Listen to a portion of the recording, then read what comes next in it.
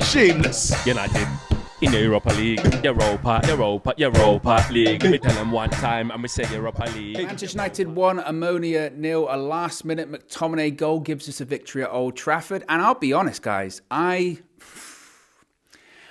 a certain point in that game, I really didn't see Manchester United scoring.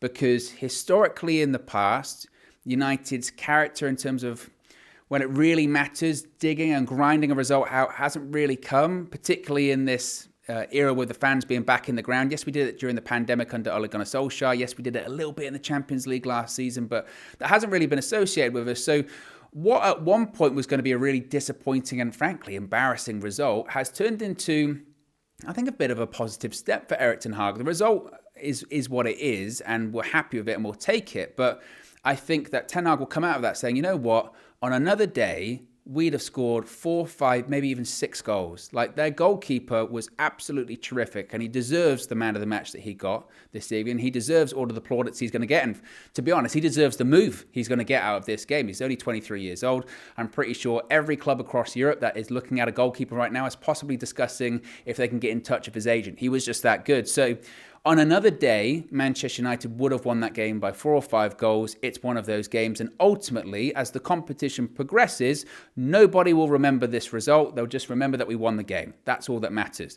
Now, if you are going to break the game down in terms of individual players, you would say, of course, massively frustrating at points. And I think the biggest criticism I would give of Manchester United today is, yeah, there was poor finishing, but the way our build-up play was, we encourage them to get more and more into the game or have something to hold on to. In these kind of games, when you've got these smaller clubs coming to Old Trafford, coming to the stadium, bringing all of their fans with them, a huge match, one of the biggest matches of the club's history, you've got to kill the game early. You've got to get a goal early, and then the floodgates will open. When you get to 30, 35 minutes, half-time, and it's 0-0, 60, 65 minutes, 75 minutes, suddenly the players start to believe. And maybe most importantly, your own players stop believing. They start thinking, I tell you what, it's not going to be our day today. Their keeper's playing phenomenal.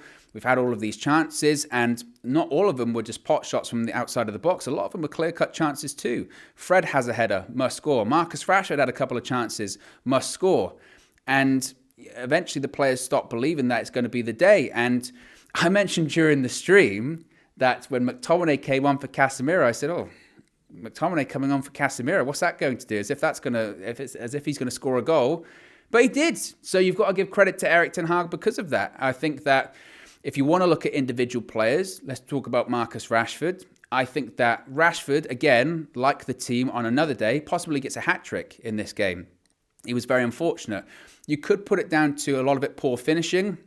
I think he started the game and the second half full of confidence, and you could see that. He looked bright, he looked dangerous, and he's getting in those right positions. And I think that the more he plays off the left-hand side this season, I've said this before, the more he plays off the left-hand side, he will get goals. If he's playing as a striker, which at times he has, he probably will get more assists because he has to hold up the ball and bring the wingers into the game. So I think that on another day, he gets a couple of goals, and I think we're not talking about Rashford's poor finishing. So I hope that the game doesn't negatively affect him too much. As far as Cristiano Ronaldo up front, he was largely quiet. I think the unfortunate thing was that just one of those chances, the proper chances, if they had fallen to Cristiano Ronaldo, we'd be talking about a different game. He just couldn't get in the right place at the right time today, which was somewhat surprising.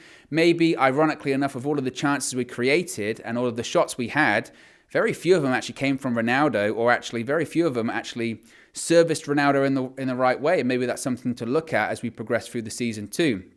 On the right-hand side, Antony should have scored in that attempt where he's been in that position a couple of times this season and scored, where he cuts in off the right-hand side, left-footed. You think he's going to whip it into the corner. Bit of a powder puff shot. Again, Rashford then should score the follow-up. But he was largely ineffective this evening and gets taken off for Jadon Sancho. I think that is just going to be the case of Antony this season. As I've mentioned, he scored 3 and 3 in the Premier League, the first Manchester United player to ever do that. And I don't think we've barely scratched the surface. And I think the same would be said this evening. Barely scratched the surface. But I definitely don't think what Paul Scholes has been saying about him is accurate, that he's a one-trick pony or anything like that. Again, I think you could paint everyone with the same brush this evening, that it was frustrating at points. But the main thing is that we won the game. Bruno Fernandez. Let's talk about Bruno Fernandez. A lot of people say he's wasteful. People will talk about how he can be forcing things, or how when you're building up the play, you get to the edge of the box, or you get to 25 yards out, and you're requiring a bit of patience, or you're requiring a little bit of stability, and he'll try something that's unnecessary. He'll force it.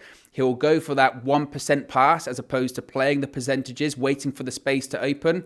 And those criticisms are valid, especially after a game like tonight, where people will look at it and say, as the game went on, he almost got more and more impatient. He became like the fans. The fans are sitting there in the stands. The fans are watching at home saying, come on, just get the goal, kill this game off. And even he was like that, going, come on, let's get the goal. He was rushing towards the end, particularly at points where he didn't need to. And I think people will point to today as an example of where sometimes he can be wasteful in games and how it can hurt the team. My response to that would be, though, we also see games where he can be incredibly effective and get assists. And also, like today, who would you really replace him with? Who would you bring off? And who would you bring on for him? It's difficult because myself personally, I want Christian Eriksen in that deeper role where he can dictate the tempo of the game. Ironically, this is where you would probably want Donny van de Beek to be available, because if Donny was available, he might be seen as an option in this game. Another outlook that Ten Hag could look at possibly is that we just don't have a 10 anymore. We play with 2 8s and a 6 instead, and that midfield three is a bit more compact, and the wingers have to do a bit more, and the striker has to drop a little bit deeper to receive the ball from the midfield as well. That's a possibility in the future. As far as defensively, we didn't have much to do defensively. I thought David De Gea at points came out and swept, which is a rarity, but he is trying to do it. The fullbacks, Diogo Dalot, my only concern with Dalot would be is just the sheer amount and volume of games he's playing. He just can't sustain that. And what the option will be at right back moving forward, I'm not sure. Wan-Bissaka's not available. Ten Hag said Lindelof in the press conference, but I don't want to see Lindelof at right back. Speaking of Lindelof, I thought he and Martinez were largely solid, but they were pretty much untested throughout the entirety of the game. Could argue that Omonia did have an opportunity late in the first half where they should have squared it, and if they had, might have been a different game. They got caught out, so Ten Hag still has to be wary of us on the counter-attack in terms of transition, because we still look vulnerable. Left back continues to be a really interesting spot in the Manchester United side. Terrell Malacia starts, was okay, came in really far inside as well at points. He was in the middle of the pitch, he was in the centre circle. He's really much playing as an inverted fullback, which is interesting. But I also thought when Luke Shaw came on, I thought he looked really bright and lively again. And I expect Luke Shaw to start against Newcastle at the weekend. So again, I think that the positive is obviously 3 points. I don't care how we got it. We got it. We can move on from this result. We can now focus on Sunday. And all that matters is that we top this group. I think given our performances in Europe so far this season, we don't want to be playing a team that's dropped down from the Champions League, because frankly, you could argue, are we even ready for that? Are we ready for that level of quality? The performances so far in Europe would suggest no. So the positive is that we won. Was it pretty? No. We had a lot of chances though, and these games and these days can happen. But the positive is that we won. On to the next one.